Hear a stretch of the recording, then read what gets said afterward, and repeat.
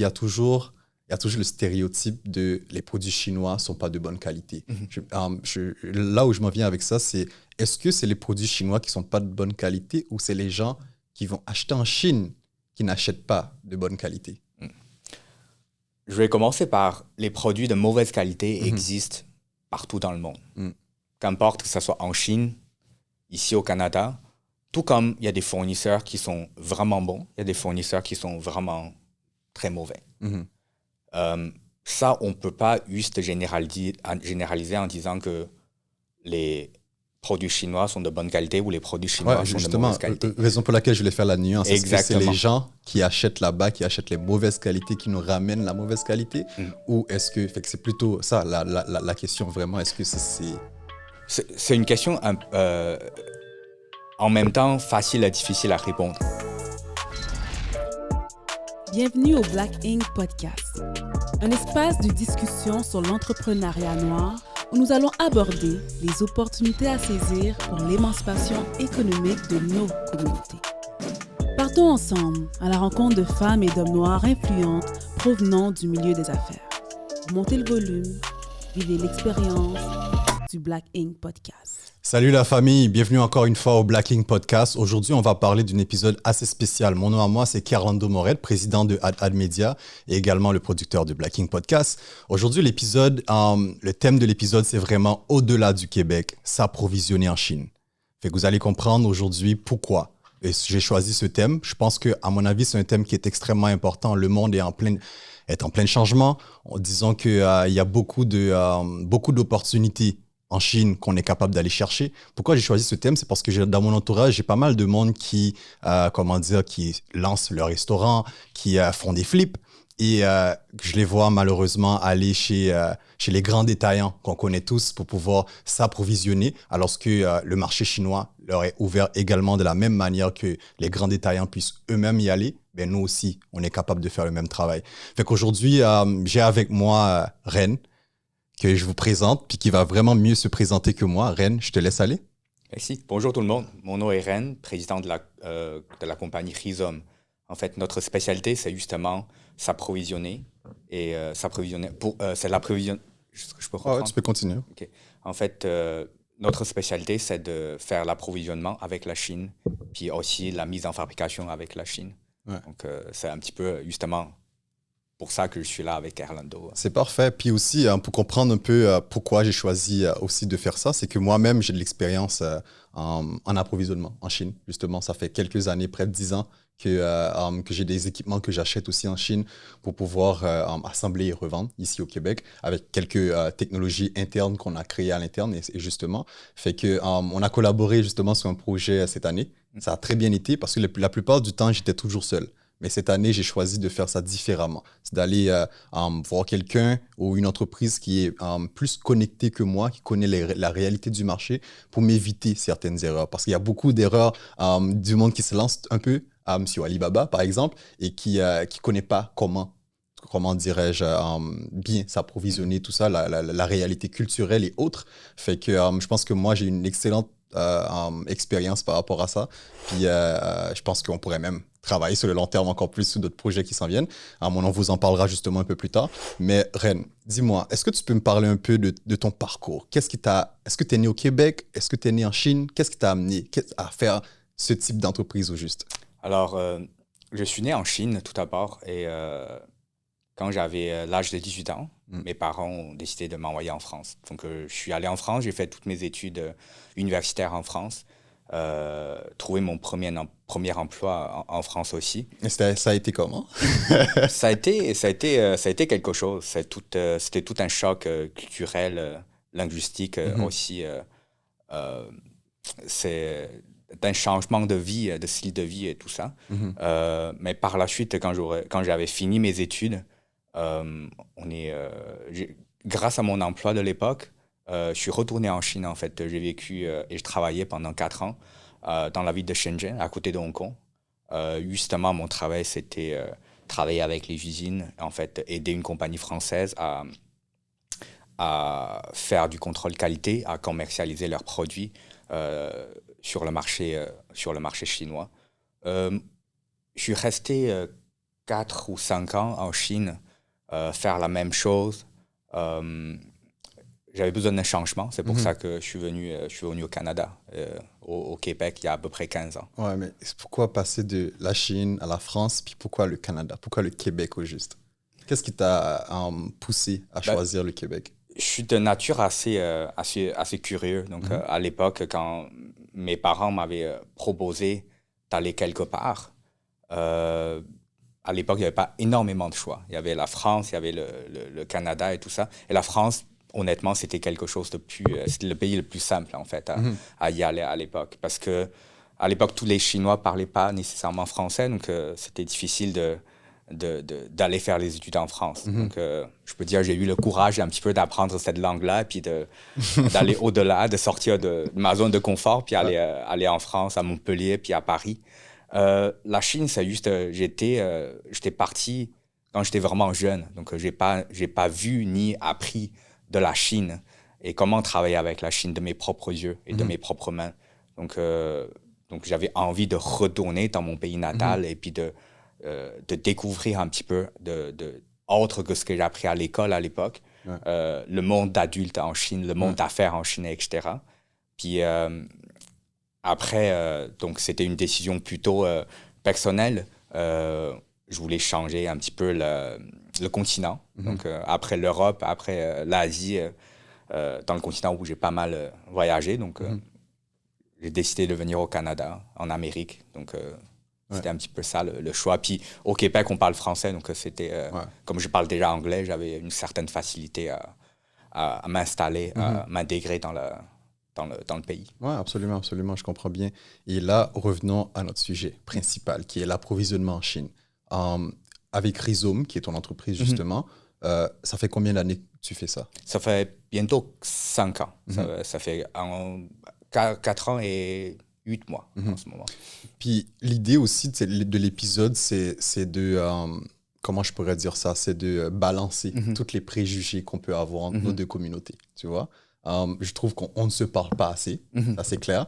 Puis là, présentement, c'est ce qu'on fait. On fait l'exercice de se parler et l'exercice de voir où se trouvent les opportunités chacun pour l'un pour l'autre. Ça a super bien cliqué dès la première fois qu'on s'est parlé, justement. Puis pour moi, c'était important de... Tu sais, ça fait quand même longtemps que je travaille avec des fournisseurs en Chine. Justement, j'ai jamais mis les pieds en Chine. Mais par contre, mon premier fournisseur, au bout de ma première commande, il s'est déplacé de la Chine pour venir me voir jusqu'à Laval. Fait que pour moi, ça a été quelque chose quand même assez extraordinaire parce que je travaille avec du monde ici au Québec qui, pour faire un meeting, c'est moi qui dois toujours me déplacer, tu vois, en question de hiérarchie, peut-être. I don't know, je sais pas pourquoi.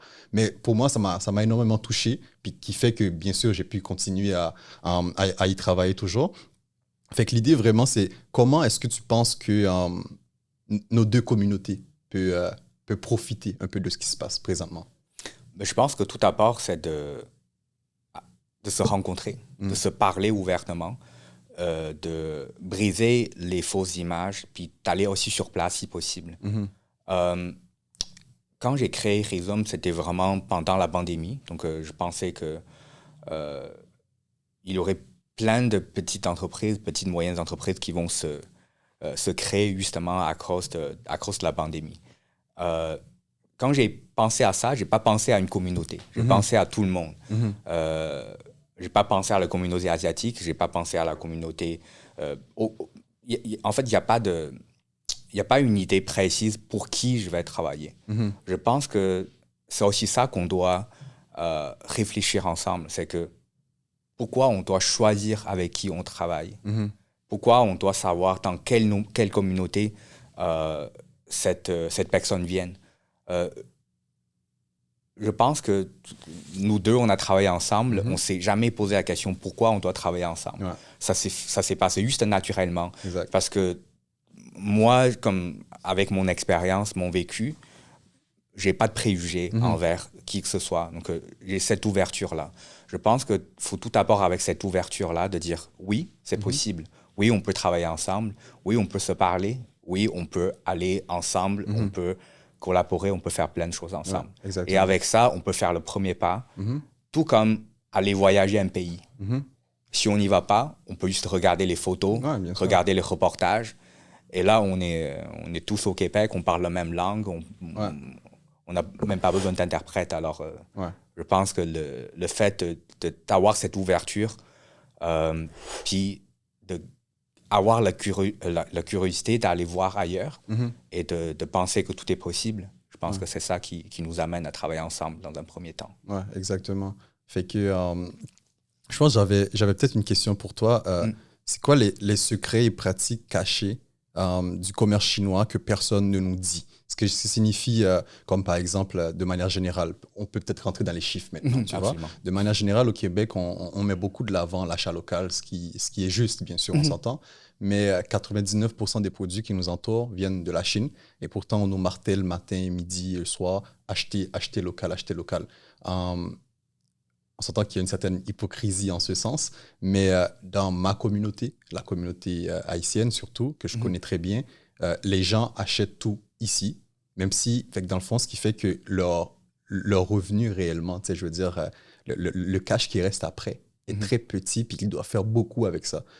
Est-ce que tu peux peut-être donner des idées de chiffres de c'est quoi la différence de prix qu'il pourrait même avoir entre ce pot maçon qu'on achète ici et le pot maçon qu'on achèterait justement en Chine en très grande quantité ou en moyenne quantité, justement, pour un restaurateur, par exemple, pour être plus précis? Habituellement, je sais que je vais dire des chiffres et puis c'est pas des secrets, mais ça peut rendre certaines personnes mécontentes, mais bon, c'est ça, on parle justement des chiffres. Habituellement, quand une usine chinoise sort un produit, généralement parlant, on parle pas des produits de super bonne qualité qui sont trop compliqués à fabriquer. Quand je dis super bonne qualité, c'est pas au niveau de la qualité du produit en soi, mais c'est plus par rapport à la complexité de fabriquer le produit, au niveau de la technologie et tout ça, parce qu'il y a un certain prix pour ça aussi. L'usine charge déjà entre 30-40% à négocier, ce qui est normal parce qu'il faut qu'ils couvrent leurs dépenses et tout. Une fois arrivé ici, la compagnie qui s'occupe de l'achat va mettre leur marge aussi. Ce qui est normal aussi, parce qu'il y a des frais opérationnels, il y a des dépenses, il y a des voyagements, il y a tout ça, ce que je comprends. À peu près 30-50% aussi. Donc, le produit qui quitte l'usine, et ça, j'enlève la partie, si l'usine chinoise travaille un distributeur en Chine qui travaille avec un autre distributeur ici au Québec, au Canada, on peut avoir 80% de prix à négocier, d'économie à faire, par exemple. Un autre exemple des 80%. Sur certains produits. Je ne parle pas pour tous les produits, bien évidemment. Produits, bien sûr, absolument. Par exemple, si on parle de lunettes aussi, parce que moi, j'aime bien les lunettes parce que j'en porte. Puis, j'achète en Chine. Pourquoi? Parce que c'est une dépense énorme ici. Et alors tu vas donner des idées parce que toi, justement, tu en achètes justement là-bas. Exactement. Pour ma paire de lunettes m'a coûté $80, par exemple, juste pour, avec les verres et tout ça. Juste pour te dire que 80% de lunettes qui sont faites en Chine sont faites dans un quartier qui est spécialisé à Shenzhen. Je connais des usines qui font des lunettes, c'est pour ça que j'ai des lunettes qui sont pas chères. Donc, je rencontre le propriétaire de l'usine et tout ça. C'est juste pour dire qu'il y a à faire de l'argent, il y a à faire de l'argent correctement et il y a à faire de l'argent pour que tout le monde puisse en bénéficier. Justement, le but de ma compagnie, c'est un petit peu aussi comme ça, de dire, OK, regarde, tu peux acheter ici à $1,000, tu peux aussi acheter à $200, la même chose. À toi de réfléchir. À toi de réfléchir. Dis-moi, concrètement, pour quelqu'un qui veut faire des achats en Chine, comment il s'y prend? Moi, j'ai déjà une idée, on s'entend, mais concrètement, quelqu'un doit se prendre comment? Quelqu'un de la communauté qui a besoin de faire affaire, puis que le budget est relativement limité. Ça se passe comment? Avant de parler même de la Chine, je pense qu'avant de choisir où travailler, bien évidemment, idéalement avec la Chine, c'est de savoir qu'est-ce qu'on fait, qu'est-ce qu'on veut, c'est quoi le résultat qu'on veut obtenir. Avec les idées précises, on peut déjà avoir un plan d'affaires par rapport à comment on va réaliser notre affaire, comment on va réaliser le produit qu'on veut mettre en fabrication. Avec la Chine particulièrement, c'est premièrement d'aller sur place. Parce que, imaginons, il y a des milliers et des centaines de milliers d'usines, de compagnies. Qui peut garantir qu'on a choisi la meilleure? Au niveau du prix, au niveau de la qualité, au niveau d'échange, de la communication, on ne peut pas. Soit on va aller sur place, soit par le biais de quelqu'un qui travaille déjà avec la Chine, on peut avoir une certaine expertise pour mieux s'attendre à comment travailler. La Chine et les Chinois, quand on fait des affaires, souvent, c'est des relations à long terme qu'on veut établir. Les Chinois travaillent assez fort. C'est pour ça que quand tu cites ton exemple du fournisseur qui s'est déplacé à Laval pour te rencontrer, je pense que c'est un effort de sa part, puis parce qu'il a vraiment envie de travailler avec toi. Exactement, puis, de développer un marché, c'est une opportunité en soi aussi, fait que, absolument. Absolument. Donc, quand on travaille avec les compagnies chinoises, les usines chinoises, il faut d'abord expliquer ce que tu fais. Pas nécessairement rentrer dans le détail du produit, etc., mais vraiment, tu as une ambition, tu as une idée, tu as un plan, et il faut expliquer un petit peu ça. Donc, montrer ton ambition, montrer cette possibilité de collaborer, d'aller au-delà, d'aller plus loin, que tout le monde puisse en bénéficier plus de ce produit-là, de cette collaboration-là. Puis, une fois expliqué cette compréhension-là, c'est à choisir à qui on fait confiance. Les usines dont je suis partenaire, avec qui je travaille, ça fait 15 ans, 16 ans que je travaille avec eux. Donc, c'est vraiment une collaboration à long terme. Donc, vraiment être clair avec les idées que tu as, bien expliquer, bien choisir et bien qualifier avec qui on travaille.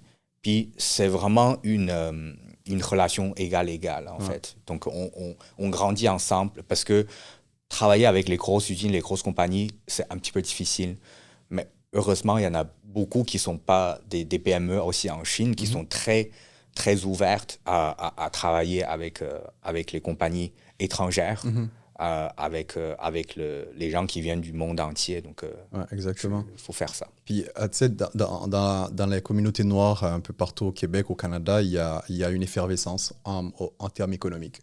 Ce qui fait qu'il y a un peu plus de sous qu'à l'habitude, on pourrait dire. Et il y a beaucoup de monde qui se lance en affaires aussi, que ce soit avec des produits physiques que des produits software, on pourrait dire. Mais par contre, il y a toujours le stéréotype de les produits chinois ne sont pas de bonne qualité. Là où je m'en viens avec ça, c'est est-ce que c'est les produits chinois qui ne sont pas de bonne qualité ou c'est les gens qui vont acheter en Chine qui n'achètent pas de bonne qualité? Je vais commencer par les produits de mauvaise qualité existent partout dans le monde. Qu'importe que ce soit en Chine, ici au Canada, tout comme il y a des fournisseurs qui sont vraiment bons, il y a des fournisseurs qui sont vraiment très mauvais. Ça, on ne peut pas juste généraliser en disant que les produits chinois sont de bonne qualité ou les produits chinois sont de mauvaise qualité. Raison pour laquelle je voulais faire la nuance. Est-ce que c'est les gens qui achètent là-bas, qui achètent les mauvaises qualités, qui nous ramènent la mauvaise qualité? Ou est-ce que c'est plutôt ça, la question vraiment, est-ce que c'est... C'est une question en même temps facile et difficile à répondre. Moi, j'ai envie de dire que on a ramené des produits de mauvaise qualité. Parce que, comme tu as très bien dit, les gens achètent des produits ici. Ils sont arrivés ici. Et pourquoi ils sont arrivés ici et mis en marché? Il y a une raison. C'est quelqu'un qui a amené ces produits-là, qui a décidé de les vendre ici, et que les gens achètent ici, trouvent « Oh, c'est un mauvais produit, c'est acheté. J'ai acheté un mauvais produit, c'est de mauvaise qualité, c'est fait en Chine, donc... » La Chine produit des produits de mauvaise qualité. On a oublié, en fait, la partie qui a amené ces produits-là. Est-ce que cette personne-là a fait son travail-là? Est-ce que toutes les personnes qui ont amené les produits ici, ils ont fait le contrôle qualité? Ils ont bien expliqué leurs besoins? Ils ont bien réfléchi à oui ou non, on veut vendre ces produits-là ici? J'ai plutôt tendance à dire oui, on a amené des produits de mauvaise qualité. Parce que personne t'oblige à vendre quelque chose de mauvaise qualité que tu as acheté. Ouais. Personne te force à manger quelque chose que tu n'aimes pas manger. Ouais. Donc, il n'y a pas d'obligation à ce niveau-là. Après, il y a des produits de mauvaise qualité, bien sûr. Après, mauvaise qualité, c'est quelque chose de relatif aussi. Absolument. Par exemple, en termes de technologie, en termes de besoins, c'est peut-être différent. Il y a peut-être des produits qui sont de moins bonne qualité, on va dire ça comme ça, qui existent pour le marché local ou qui existent pour un autre marché. Et pourquoi la personne qui amène ces produits-là a choisi de prendre ces produits-là, sachant que ça ne fit pas le marché local ici au Canada. Ouais. Donc, chacun doit faire sa part de travail pour mieux sélectionner, pour mieux comprendre, pour mieux distribuer et mieux choisir les produits. Oui, exactement. Ça, c'est clair. Parce que dans la population, les gens, de manière générale, ils ont une idée préconçue de la technologie chinoise, des produits qui sont fabriqués en Chine. Mais à mon avis, le problème ne vient pas nécessairement de la Chine elle-même, même si à mon avis aussi, ça salit d'une certaine manière la réputation des usines en Chine. Oui. Mais c'est beaucoup les gens d'ici qui ont les sous, qui font le voyage, qui vont dans les forts de canton pour aller magasiner des choses, puis essayer de trouver les meilleurs prix possibles. Exactement. Puis c'est le capitalisme, quoi. On veut acheter moins pour être payé davantage, quoi, tu vois. C'est quoi les... tu sais, on s'entend culturellement parlant, nos deux communautés sont relativement différentes, mais en même temps qui se ressemblent beaucoup sur certaines affaires. Sur des luttes que vous avez menées pendant, je dirais, les 40 dernières années, c'est aussi un miroir pour les communautés noires d'une certaine manière, à voir qu'est-ce qu'on peut prendre, qu'est-ce qu'on ne peut pas prendre aussi. Ce serait quoi, comment tu vois la collaboration des communautés noires? Quand je parle des communautés noires, je parle même de l'Afrique, de manière générale, et de l'Afrique, de la Chine. Comment tu vois cette collaboration-là sur le long terme? Je pense que sur long terme, pour commencer, il faut que plus de gens de la communauté noire se déplacent, aillent voir la Chine et essayer de collaborer, de comprendre le marché, l'économie sur place et la culture aussi sur place. C'est ça qui est important. Et puis, à long terme, je pense qu'il faut briser cette fausse image, comme tu as mentionné, qu'au niveau de la qualité des produits, au niveau de la communication, il faut comprendre, il y a énormément de Chinois qui parlent anglais en ce moment, dans le milieu d'affaires. Il y en a beaucoup qui parlent français, comme moi aussi. Au niveau de la technologie, de la qualité, c'est plus comme avant. Ça l'était peut-être le fabricant de tout et de n'importe quoi au monde. Maintenant, les usines et les compagnies sont devenues plus sélectives. On fait plus de choses de meilleure qualité avec haute technologie et tout. Donc, je pense que dans un premier temps, il faut que les deux communautés se rencontrent d'une façon ou une autre. Absolument. Que ce soit localement ou aller sur place. Ouais. Dans un deuxième temps, vraiment, c'est essayer de commencer à avoir une relation commerciale et d'avoir la confiance, d'avoir cette confiance, non seulement envers l'autre, mais envers nous-mêmes aussi, de dire oui, on peut réussir, oui, on peut travailler ensemble, et oui, on peut travailler ensemble pour réussir. Ouais. Et après ça, c'est de grandir ensemble. C'est une fois le préjugé n'est plus là, une fois qu'on a commencé à travailler, une fois on a la confiance, parce que tu me parlais aussi au début, avant l'enregistrement, d'un sujet quand même assez intéressant, c'est les préjugés que de chacun qu'on a envers l'autre, on pourrait dire, ne viennent pas de nous. Exactement. Ne viennent pas de nous, mais c'est de l'écho. Ça vient ailleurs. C'est même pas nous qui parlons. Exactement. Est-ce que tu voudrais rentrer un peu plus en détail par rapport à ça? Oui, je peux. Ça, c'est mon point de vue personnel. Je pense qu'on est pas mal influencé par le média. Et souvent, dans les deux communautés, avant de se rencontrer, on a déjà une idée par rapport à l'autre. Et cette idée-là ne vient pas de la rencontre que j'ai avec, par exemple, mon employé ou mon ami qui vient du milieu.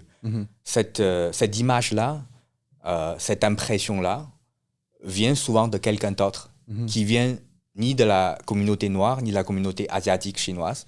Donc nous, on est avec cette images qu'on a, on n'a pas nécessairement vues de nos propres yeux. On a l'impression de connaître la personne, mais jamais vraiment la connaître.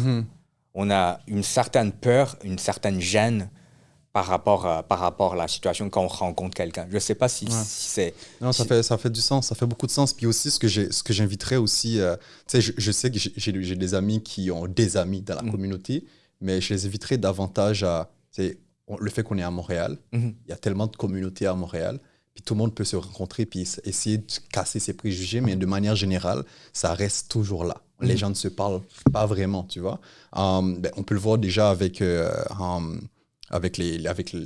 Corée, le K-pop qui a explosé et les animes, comme on pourrait dire, coréens qui ont explosé. Fait que j'ai beaucoup d'amis que je sais qui sont extrêmement intéressés par cette culture, mais ne savent peut-être pas nécessairement plus que ça, tu vois. Puis c'est pareil aussi quand on parle de business.